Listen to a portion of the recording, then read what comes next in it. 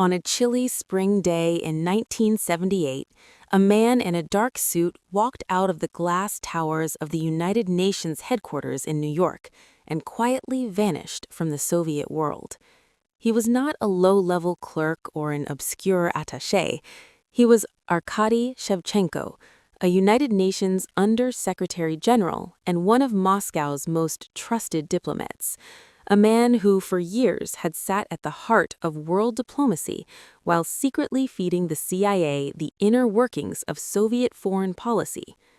His decision to break with Moscow stunned the USSR and ripped the mask off a hidden battlefield of the Cold War, the war for information and influence waged inside the halls of the UN itself. To understand why Arkady Shevchenko mattered so much, you have to see where he came from. He was born in 1930 in the Ukrainian SSR, in a Soviet Union still shaped by Stalin's terror and the trauma of collectivization. As a young man after World War II, he chose the elite path of Soviet diplomacy, joining the Ministry of Foreign Affairs in Moscow. The Foreign Ministry was one of the regime's prestige institutions, full of men trained to speak fluent English and French, quote, international law, and defend Soviet policy to the world, while quietly taking guidance from the Communist Party and the KGB. Shevchenko rose quickly. By the early 1960s, he was working on disarmament and United Nations affairs, a critical portfolio at the height of nuclear tensions. He watched from the inside as the Soviet leadership maneuvered through crises like Berlin and Cuba, publicly praising peace while privately calculating risks and advantages. Over time, he became a close associate of Andrei Gromyko, the long-serving Soviet foreign minister, known in the West as Mr. Net for his frequent vetoes and hardline stance at the UN. In 1963, Shevchenko was posted to the Soviet mission at the United Nations in New York, working as chief of the Security Council and Political Affairs Division. This placed him in the center of the world's most important diplomatic theater. From his office near the East River, he watched ambassadors trade speeches on decolonization, Arab-Israeli wars, and nuclear arms, and he watched Soviet intelligence quietly work in the shadows behind those speeches. For the USSR, the UN was not just a talk shop, it was a forward operating base.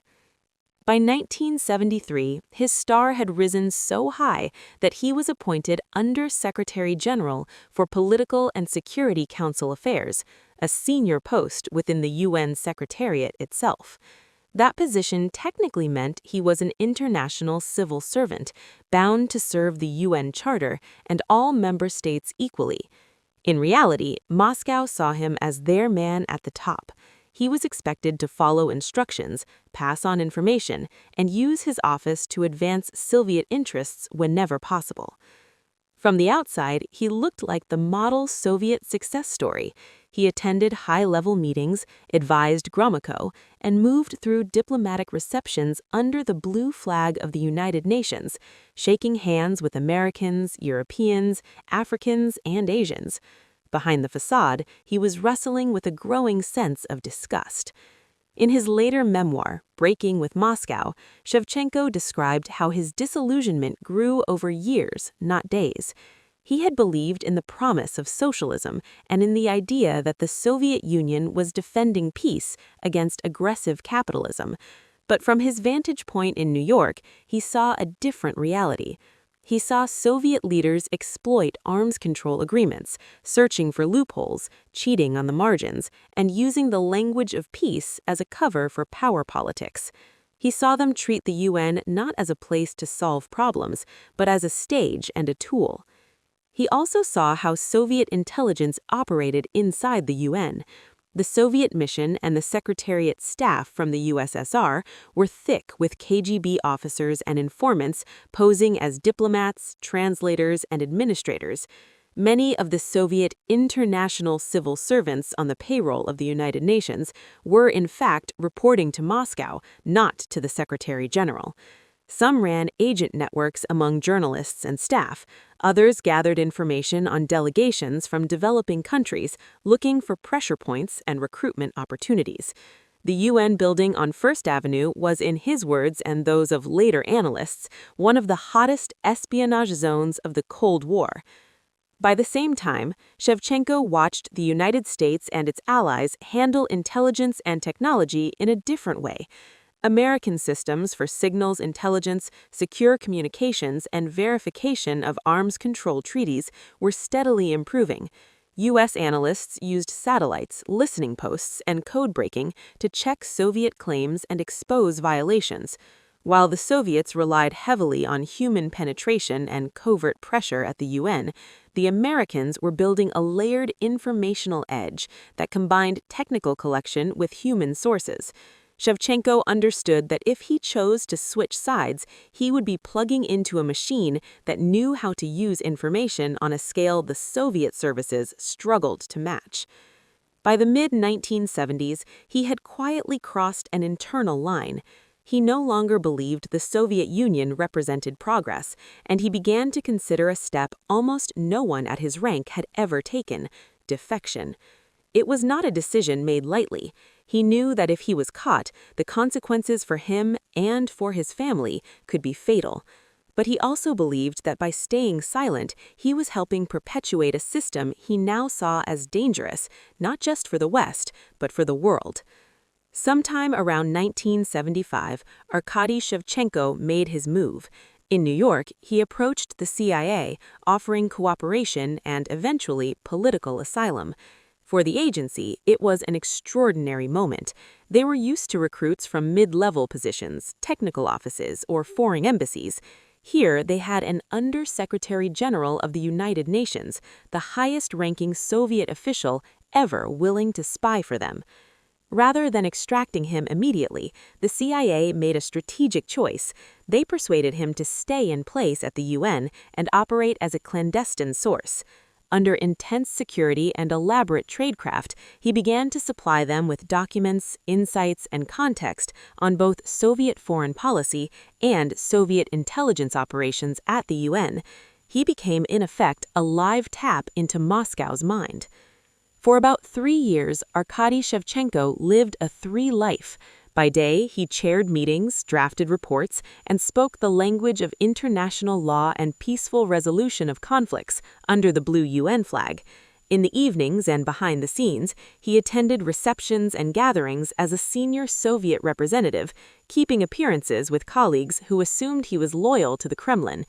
Hidden in the background, he met clandestinely with CIA officers, passed on sensitive information, and took direction from American handlers who helped him navigate the growing danger. The intelligence he provided was of exceptional value.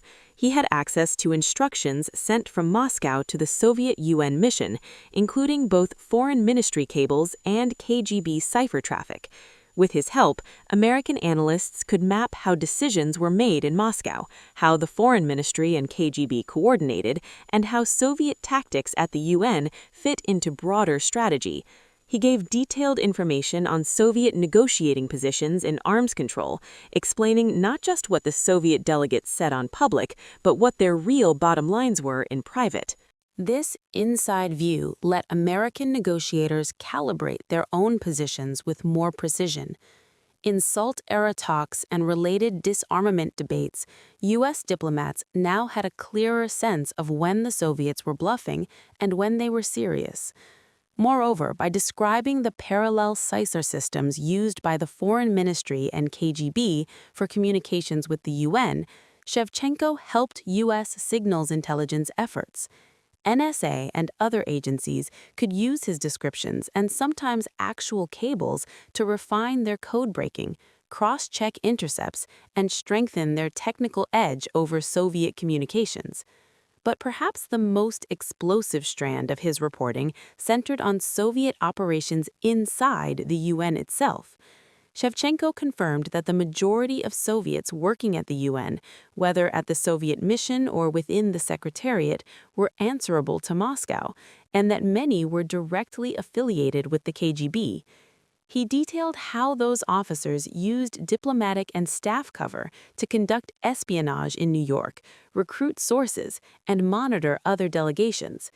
He described how Soviet intelligence used UN bodies and front organizations to influence debates, push propaganda narratives, and guide voting blocs among developing countries. For American intelligence, this validated years of suspicion that the UN complex was a major KGB playground. From bugged offices to compromised staff, the Soviets had turned an institution built for cooperation into a battlefield. The United States had technical capabilities, from surveillance to communications security, that the Soviets struggled to match. But at the UN, Moscow used proximity and human networks as its primary weapons. With Shevchenko's help, U.S. counterintelligence could map those networks and push back more effectively. As the 1970s wore on, the risk to Shevchenko increased.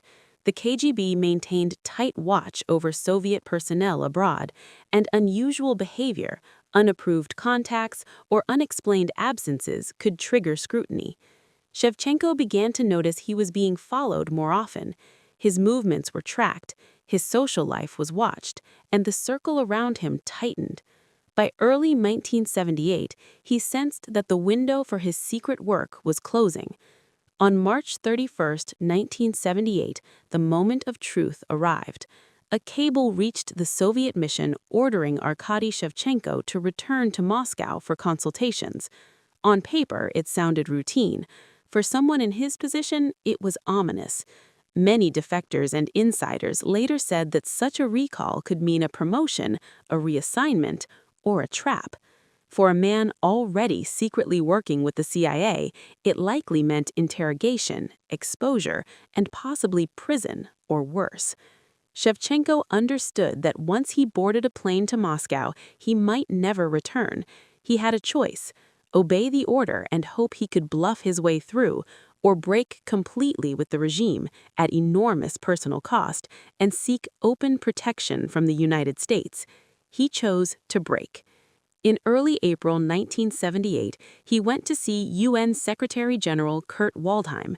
He told Waldheim, in carefully measured language, that he would be absent from his duties due to differences with his government. It was an understated way of saying that he was stepping off the Soviet path. Soon after, his American lawyer publicly announced that Arkady Shevchenko had requested political asylum in the United States. He would not be returning to Moscow. News of his defection hit the UN like a thunderclap. Diplomats were used to defections by attachés or technical specialists. This was different. Shevchenko was the highest-ranking Soviet in the UN Secretariat and one of roughly 190 Soviet nationals working in and around the organization. Now he was publicly breaking with the Kremlin, and no one on the Soviet side knew yet how long he had been cooperating with the CIA or how much he had told them. Inside the CIA, the reaction was jubilation mingled with relief. One officer later recalled colleagues saying, "God, we got a big fish," when the news broke.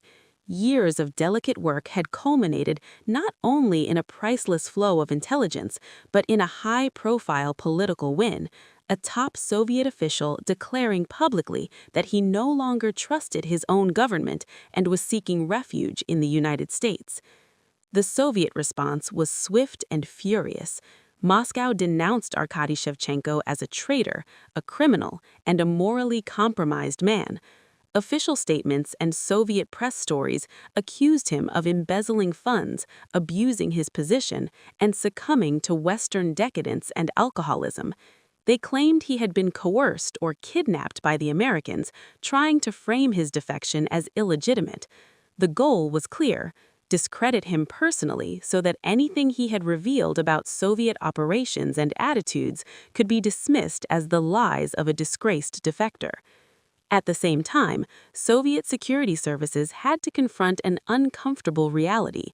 If a man at Shevchenko's rank could be turned and run as a CIA source for years, how many of their secrets had been compromised? How many code systems, networks, and plans had been exposed? The technological and informational edifice they had built, carefully crafted cipher systems, compartmented channels, and KGB-run networks at the UN, had been pierced from the inside. In a Cold War increasingly defined by who knew more and who could verify more, that was a heavy blow. In the United States, Shevchenko was resettled under CIA protection. He lived in the Washington, D.C. area and worked as a consultant and commentator on Soviet affairs. American agencies regularly sought his insights into the personalities and patterns of the Soviet foreign policy elite, who trusted whom, how decisions were made in the Politburo, and how deeply the intelligence services were woven into everyday diplomacy. He spoke and wrote about his experiences, warning that the Soviet regime was more fragile and more dangerous than many Americans realized, but also more cautious about nuclear war than some hawks assumed. In 1985, he published Breaking with Moscow, his full-length account of his life and defection. The book combined personal narrative with sharp analysis of Soviet policy. He described leaders who were cynical rather than fanatical, fearful of direct confrontation, but ready to push the West to the brink. He confirmed that the KGB played a central role in foreign policy implementation, especially at the UN and in arms control, something Western agencies already believed but now had on record from a top insider. Reviewers at the time noted that his predictions about the system's long-term instability were strikingly accurate, even though he did not foresee exactly how and when the Soviet Union would fall. Arkady Shevchenko died in 1998 at age 67. Obituaries in American and British papers recalled him as the highest-ranking Soviet defector of the Cold War and one of the CIA's most valuable sources. By then, the Soviet Union was gone, and many of the secrets he had once guarded were archived, declassified, or overtaken by history.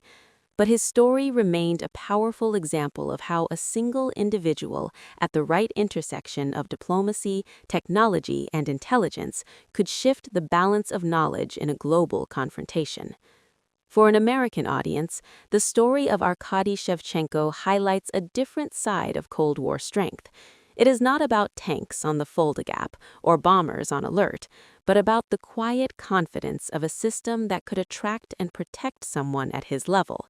The United States built not just weapons, but an intelligence and verification architecture, satellites, code breaking, secure communications, and analytic institutions that made defections like his especially powerful. When Shevchenko chose to break with Moscow, he stepped into an information ecosystem that could immediately absorb, cross-check, and exploit what he knew. On the Soviet side, the defection laid bare the limits of their own approach. They had turned the UN into a dense web of human intelligence operations, but they were less adept at securing their communications against a technologically advanced adversary that combined human sources like Shevchenko with technical collection.